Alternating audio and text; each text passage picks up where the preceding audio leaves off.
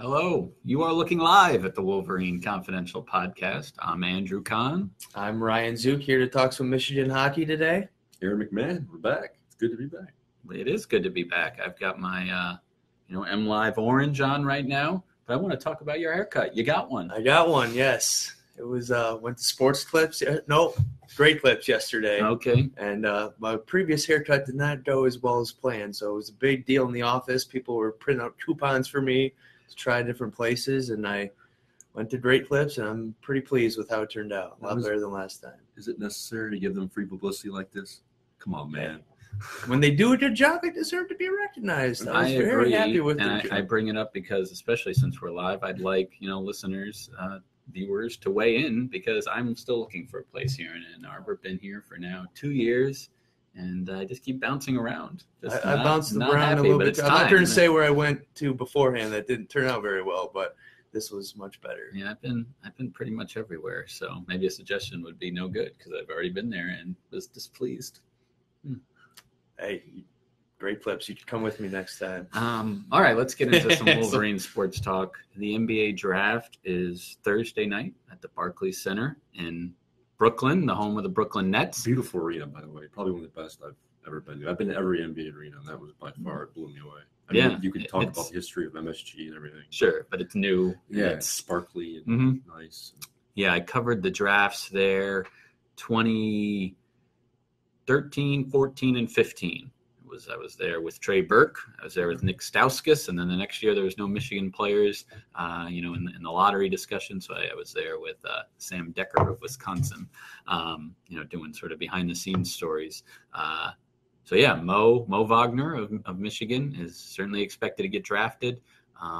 He's going to be there. He's going to be there with his parents and his younger brother from Germany. The younger brother, by the way, is a serious prospect over there. Mm-hmm. Could be playing college basketball, not this coming season, but the season after, but also could stay in Germany and kind of do the, pro career there before potentially, coming to the NBA if that's an option for him. But college is still on the table, and you would think that, Michigan would be a front runner for him if they want him. But so they'll be there with Mo, who was not, part of the group invited to the draft to sit in that green room, excuse me, as they call it. He'll be in the stands, which is, I think, really fun. Again, I've been there to see the way the fans sort of react. We're just sitting near this, prospect who's all of a sudden now it's like Price is Right, come on down and you're on the stage. They really rally around him. Now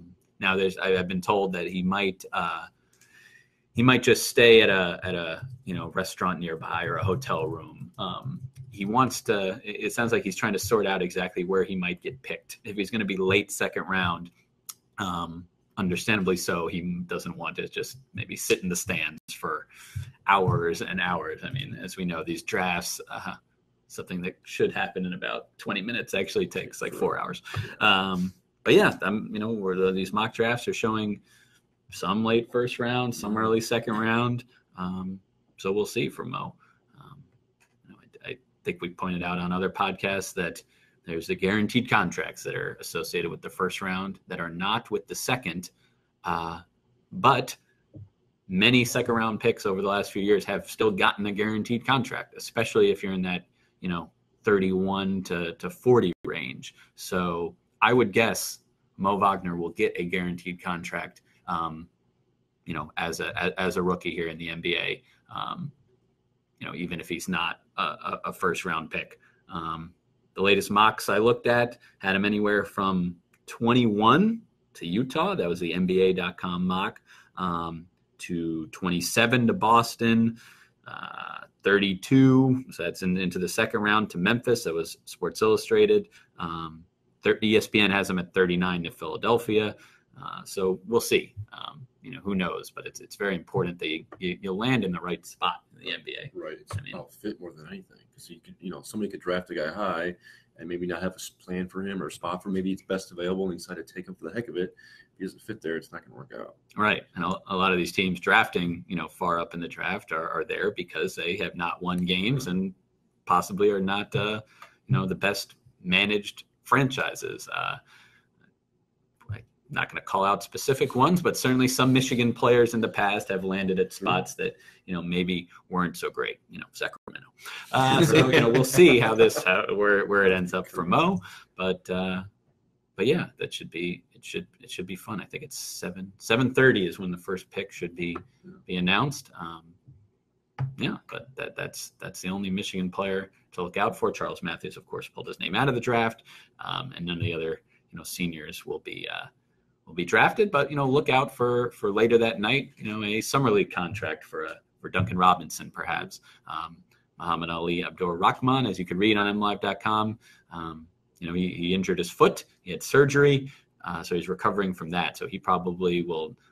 He will not be ready for summer league. So he'll be looking to possibly join on with the team come, August or September for training camp. There's another draft this weekend as well. It's Friday, the next Friday, day, Saturday, Friday and Saturday, and that is draft. The National Hockey League draft. Tell us what we need to know about potential Michigan selections. There will be a top 10 pick for the University of Michigan. That's freshman defenseman Quinn Hughes, who was moving up the boards every time I looked. It seems like early on the mock drafts a couple of months ago, it was 7 to 10 range, and now moved up to he was linked to the Detroit Red Wings a lot at number 6, and now I'm seeing a lot more 4th, 5th overall. He competed at the World Championships for Team USA last month. And do you think that helps? I mean, do you think that raises his profile? It really did. I mean, he's playing against some of the top NHL guys. He was the only college player on Team USA, played some meaningful minutes for them, and I think NHL teams were able to see he can compete with the stronger, faster guys in the NHL. And it all starts with the skating ability. I mean, he can move the puck out of the zone. He can escape in his own zone and quarterback a power play. I mean, there's a lot to like about his game. Size and defensive play are the biggest criticism against him, but the NHL is moving smaller. There's a lot of undersized defensemen now that are having a big impact, and I think teams think that he can be a top offensive defenseman in the league. So I think the Wings still might have a shot at number 6. A lot will depend on what the Montreal Canadiens do at number 3. But there's number 1 will be Rasmus Dahlin. He's pretty much guaranteed the number 1 pick, a defenseman from Sweden. Then there could be 4 or 5 other defensemen that go in the top 10, and Hughes is right in that mix. So he'll be. I still see him coming back to Michigan next year. I mean, it depends. I mean, it will depend on what team drafts him, what their needs are. But I predict that he'll come back for another year, continue to develop his game, and then from there, who knows? But I think it would be in his best interest to probably stay one more year at Michigan. It's a far better model, in my opinion, overall than certainly basketball as far as drafting. The fact that there's no formal declaration process, is that correct? You just get drafted or you're not, and you can decide to come back to school based on where you're selected, right? I mean, that just makes a lot more sense to have truly all the information and sort of guessing as to where you might get picked or might not even get picked. Okay, so is that the only Wolverine expected to that was on the team last year? Yes, and then one of their top recruits coming into this season, he was Bodie Wild from the U.S. National Team Development Program, was committed to Michigan, was about to be headed into this draft, and then yesterday TSN's Bob McKenzie tweeted out that, let's see what it said here, that he will get drafted and see what his non-school options are, whether that's the Ontario Hockey League, Saginaw Spirit own his rights. So if he went that route, he would play for the Spirit, who have brought in a lot of NCAA hockey players over this past year. They were a really good young team, and they're expected to really compete next year in the OHL. Or he could sign with his NHL team and play in the minors until he's ready. It's a big blow to Michigan. He was their top recruit coming in. Predicted that he's the number 17 overall recruit in this draft, or ranked 17th in this class. Yeah. So, I mean, that would be a big gift for them. But they returned 5 of their defensemen from last year. So, I mean, Michigan does have a strong returning core. So maybe he saw, hey, I might not be able to jump into the lineup right away and make a big impact. I could go play in the OHL, develop my game quicker. And again, a lot will determine lot will be dependent on where he gets drafted as well and what the teams want to see from him. Now I don't know if we'll need to get on the whiteboard and spend several hours breaking this down. But when you say this team in the OHL already own, and the O, of course, stands for Ontario Hockey League, owns his rights. How did that come about? So they already drafted there's an him? OHL draft. Yeah. Okay, a separate draft. Yeah. Okay. And then he can opt to play college hockey or sign and play in the OHL. Guys will do that all the time. Right. But if he plays one game in the OHL, he cannot play college hockey. So that's why it's a big decision for him. And a lot of teams or players that think they can reach the NHL quickly will opt to play in the Ontario Hockey League. And because it really is good quality hockey. Yes, They're some of the top guys will be. The skill level there is of the top guys are pretty premier players. But the fact that his rights are already owned by this league does not preclude him from getting drafted by an NHL team, obviously, and having then his rights potentially transfer to that franchise. Right. Well, even if he signed, right. Correct. Okay. Where do the Elmira Jackals fall? I wonder. They're a team that I used to watch where I used to live. Do you know what league they're in? I stumped you, but there's so many leagues. I don't expect you to know every single team. But they seemed like they were older guys and probably not the highest level of hockey. We can pull it up real quick. All right. Yeah. Okay. Interesting. But yeah. So they're okay. So you've got Hughes, who's going to get drafted top 10. You've got, what was his last name? Bodie Wild. Wild coming in as a freshman who knows if he'll end up actually playing in a game in a Michigan jersey. And then we have a defection as well. Is that a transfer? The goalie, backup goalie last year, Jack LaFontaine, who was a 2016 third-round pick of the Carolina Hurricanes. Mm-hmm. He is going back to juniors, the BCHL, British Columbia Hockey League. Last year, he split time with Hayden Levine through the first half of the season, and then Levine went on a hot streak to start off the second half of the year, grabbed that starting job, and LaFontaine only appeared in 3 games in the second half of the year. Levine's was only a sophomore last year as well, so they were both sophomores last year. I think he saw, all right, I might be blocked by Levine for the next 2 years, so he goes to the BCHL, and that's not one of the 3 major junior leagues, Canadian junior leagues. So he is able to come back and play NCAA hockey if he chooses. So, by the way, the Elmira Jackals are in the ECHL. ECHL. That's lower level minor league hockey. Yeah. But he could come back and play NCAA hockey. But this will give him an opportunity to play and develop his game. I'm sure the Hurricanes would like to see that too. They spent a third-round pick on him. If he's going to be behind Levine all year and not playing, that's hard to develop when you're just playing in practice. So it could be a smart move for him. It'll be interesting to see what happens moving forward in that regard. But right now, then the only 2 goalies on the roster are Levine and senior Chad Catt, who's only played in 2 games and none in 3 years. So I don't think goalies because they go hot and cold, and you just right. And Levine's not really he wasn't drafted. Mm-hmm. He's a sound goaltender, but he's not the most athletic. He went on a hot streak last year, but I still don't think he's one of the elite goaltenders in college hockey. So we'll see what they do with that position. I know they have a goalie coming in originally scheduled to come in 2019-20 season. Strauss Mann in the USHL. He just won the Clark Cup with his USHL team this year. They could maybe see if they can bring him in next year too. But again, do you want to rely on a freshman goalie when you're trying to make another Frozen 4 run? No, the name like Strauss Mann, maybe you do. Actually. Yeah. So it'll be it's not too surprising because obviously, Levine definitely earned the starter's role last year and is penciled in to be the starter again next year. But we shall see what happens there. All right. We've covered hoops. We've covered hockey. Let's move to football. Always something with football. Just the biggest news, of course, are the end zones are now blue. The funny thing is, I feel like if you had asked me what color is the end zone and what color, is the paint like at Michigan Stadium, I've been there a lot. I'm not sure I would have said with certainty that it was green, which is what it was. It was green with just the maize, Michigan.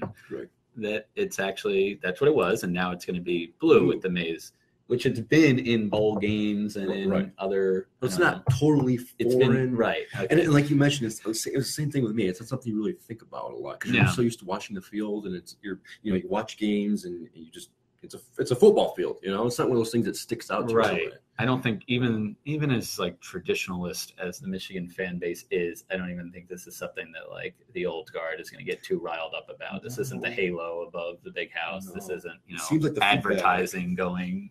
We're not no. slapping the Meyer north end zone. Right. Right. So yeah, well. Yeah, not a big deal. The feedback I've seen has been largely positive. Fans seem to like it. They think it kind of adds some pop to the field. Mm-hmm. We'll see. I mean, it's fine. It's something they did. They were already in the process already of replacing the field turf at Michigan Stadium. That's something they do on a fairly regular basis every couple of years. So they made the decision this year to make the end zones blue. So they are now going to be blue, at least for this year. We'll see going forward. There was word of a transfer coming, Jeff George Jr. Yeah, this was confounding to me. I was a little surprised when I first saw it. Michigan has not confirmed it. Mm-hmm. Jeff George has not responded to my multiple requests for comment. I reached out to him. I reached out to his dad. No one's called me back. But he posted a graphic on his Twitter and I think his Instagram last Monday. It was a U of M Block M logo saying "Go Blue," indicating that he was going to transfer here. Now, he had announced back in January, I believe it was, that he was transferred from the University of Illinois.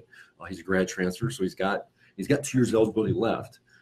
So he is eligible to play right away. He apparently is coming to Michigan. He did speak to the Wolverine, which is the Rivals website that covers Michigan. They basically confirmed that he was coming. It's unclear at this point whether he's going to be a walk-on or a scholarship. Yeah. Now, Jim Harbaugh has said they do have open scholarships, so it's possible he gets one. But right now, if you're looking at the depth chart, and I published my predicted depth chart the day before the news came out. So I don't know necessarily where he would fit in. I would like to say probably third and fourth at this point. He does have some starting experience. He started the game at Michigan. He did in 2016. Yeah, okay. I remember seeing him on the field, but he only started that game because of injuries. Correct. I mean, he only started 5 games last year, so he didn't start the whole year last year. Yeah. So he started a little bit. Illinois hasn't been very good for a while. They weren't very good last year. His numbers, he's played. Let's see. His total numbers over 2 years, I jotted this down. He's thrown for 1,700 yards, 11 touchdowns, and 15 interceptions. So nothing that jumps off the paper at you. He's not that impressive. He's got the name. He is the son of Jeff George, the former NFL quarterback. Mm-hmm. So he's got the rapport, I guess, there with the family connection. So it was kind of surprising. I think maybe this is me theorizing at this point because we haven't talked to Jim Harbaugh. We haven't talked to anyone about this. This could be a depth move. He's got 2 years of eligibility left. I can safely say that he probably will not be the guy this fall. But next year, should Shea Patterson have a breakout year, decide to go to the NFL draft like some people are predicting, they end up having some transfers that leave the program because of this, he could in theory find himself in a backup or emergency role.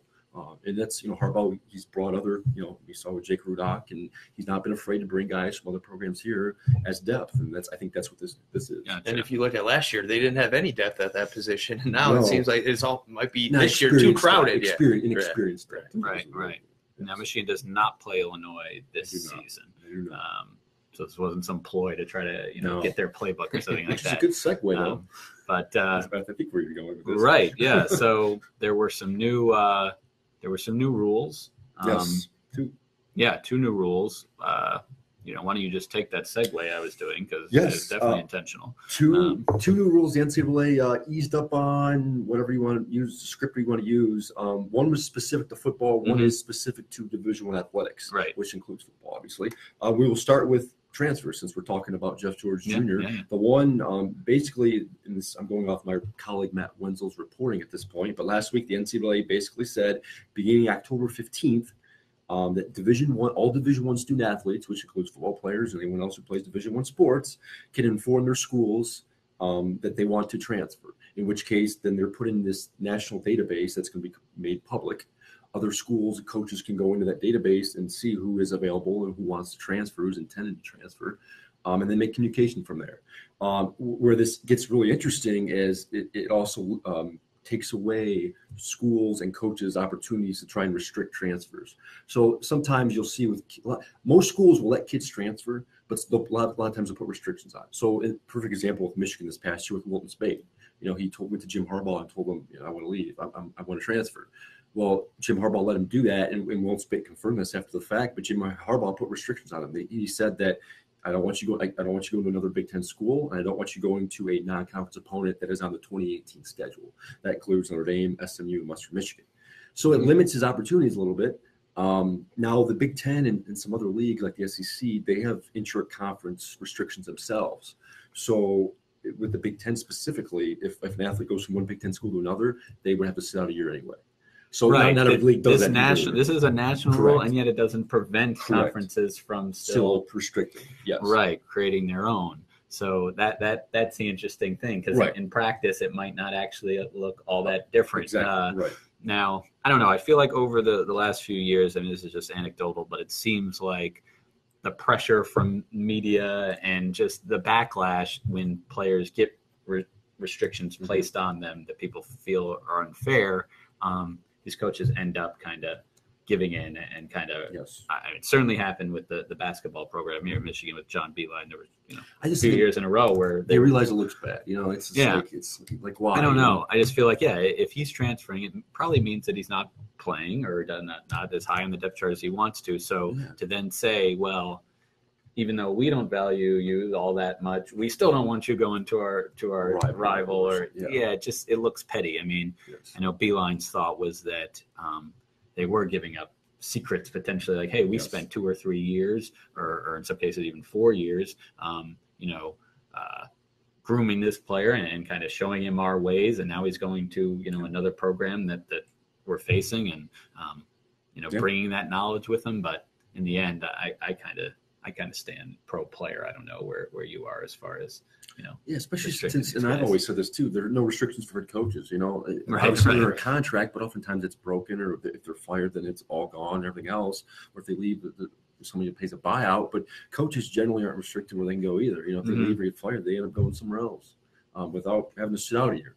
Players oftentimes, and I want to make this clear too, and a lot of people have asked me this doesn't change the transfer rule. So if a kid does transfer to another school, unless they're a graduate transfer, they still have to sit out a year. Right. That's the bigger thing to me. Like, these kids aren't just transferring willy-nilly. I'm upset with this, I'm out of here. Like, sitting out a year is a big deal. It is. It makes you think at twice. that age. Exactly. Yeah. So I think that's enough. Now, maybe that should change too. I don't know. I can see it becoming then a bit of a wild west scenario. But Jim Harbaugh spoke about that. He's been adamantly against that. We spoke to him actually in Paris about the whole transferring without issue topic, because the whole Shea Patterson thing, and he felt like he doesn't want kids transferring all willy-nilly. He wants them. He liked the rule in place with the 1 year restrict, or the 1 year sitting out. And I think a lot of coaches probably are in favor of that too. Yeah, while your roster is getting poached, you feel like you always have to recruit. You have to recruit even your own roster. The other rule was interesting too. It's it's about as far as burning red shirts. Yes.